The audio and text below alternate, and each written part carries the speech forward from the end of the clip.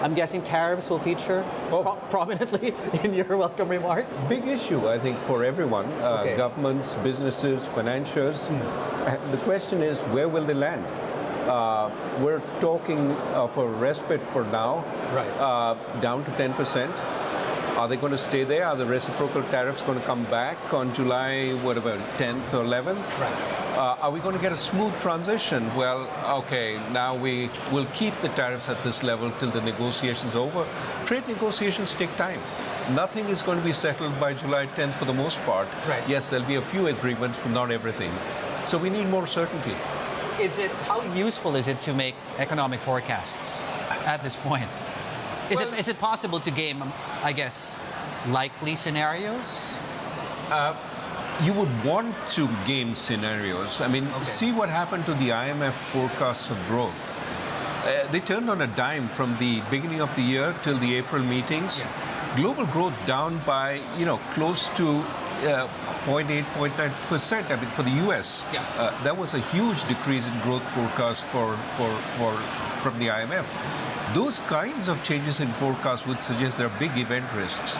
And ideally, if you're a business, United did this.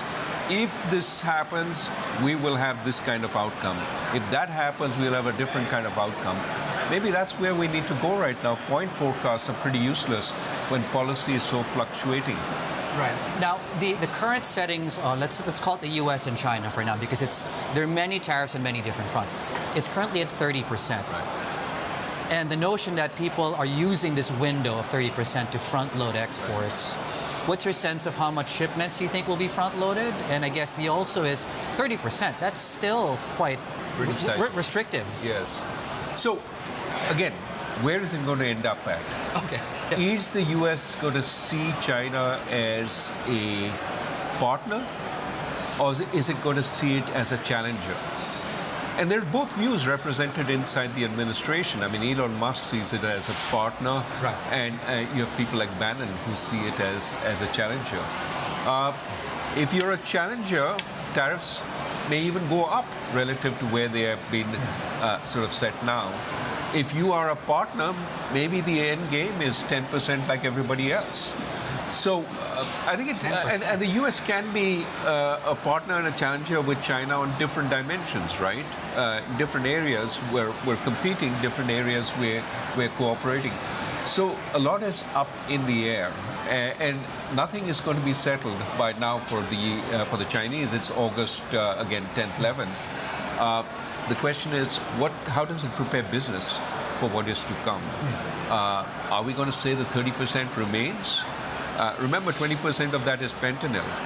Is that going to come off? Are there negotiations going on that? Lots of uncertainty. Yeah, and who knows what else is part of that? Like, are exchange rates part implicitly for conversations? I guess the question I have now is, for monetary policymakers, what's the best thing to do? To sit until it's clear what you need to do, or do you deliver insurance cut in case things go pear-shaped? Well, in the U.S., I think it's a very difficult position because the hard data are still with an economy which is growing at or above potential.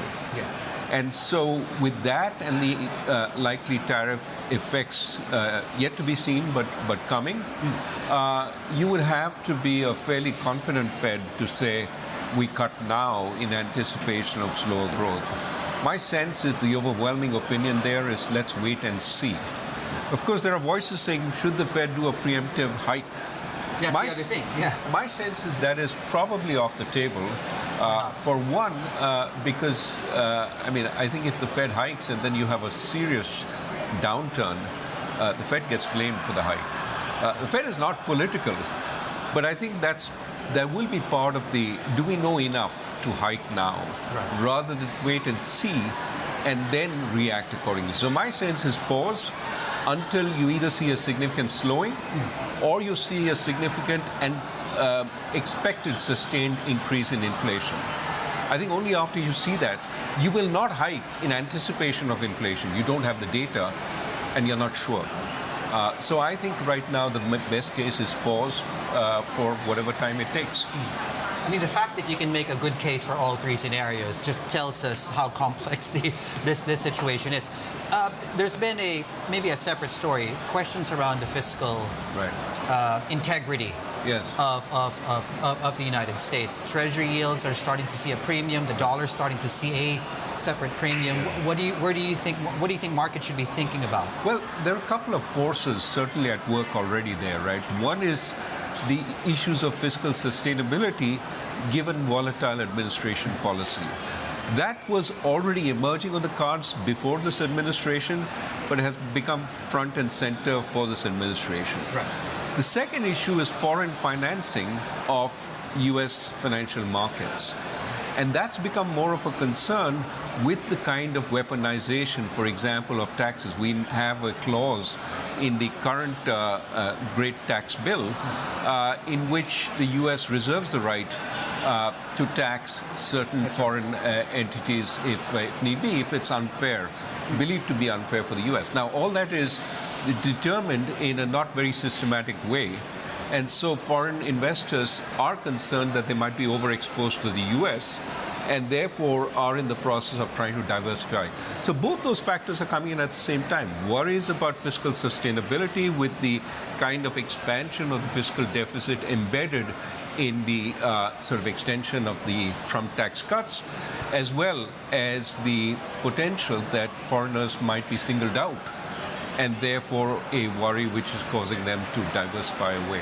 And to pull back a little bit, one of the other topics, I want to get your thoughts on this. You're, of course, with Chicago. The conversations around what's happening with Harvard and foreign students, and I think the news this morning around, I think they're pausing interviews for student visas. How is that playing out in your community, in your circle? Well, let's put it this way. Every country has the right to vet people coming in.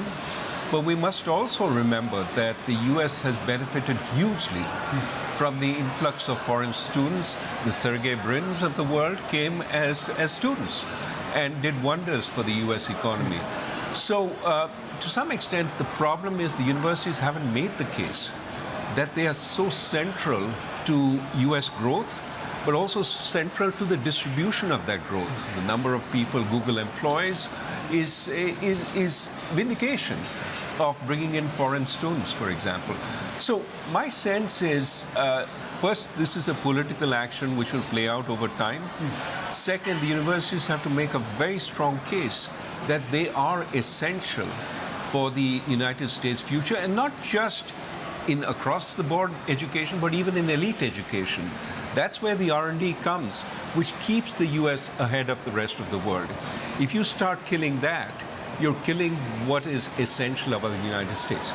How is this playing out, you ask? Well, there is an environment where universities are getting more worried about speaking out about their longer-term interests because they fear it will, in fact, invite undue administration attention. And individual professors still speak out, but a lot of it depends on how safe they feel in visa protections, in their citizenship, etc. So it is not a great environment. It is an environment which is inhibiting the ultimate production that the universities contribute to the U.S. economy. And I think it's worrisome in the longer run for the future of the United States because people remember what happens.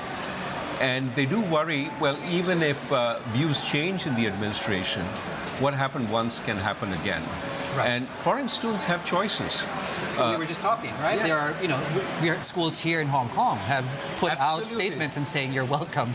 You're welcome. I mean, do you think we will see an exodus of foreign students or a decrease? Yeah? Not yet. I mean, U.S. universities still are seen as the place to be. But I think if you erode the environment, somebody faced with, I might be knocked out of my degree after 3.5 years of work. Or I might see funding cut after working in a lab with a professor for 2.5 years. People worried about the uncertainty, same as businesses. People are making investment decisions. That's right. If uncertainty increases, you tend to either postpone the investment or take it to a place where things are more certain. You're absolutely right. I've talked to a bunch of university presidents while outside, and they're actually salivating at the idea of getting resources. Very smart talent. Very and smart, talented students, people yeah. from the U.S., not just students, but faculty members. One university president told me the normal hit rate for getting faculty was 40%. They made 100 offers, they got 40 acceptances. Oh, now he says the hit rate is closing on 100.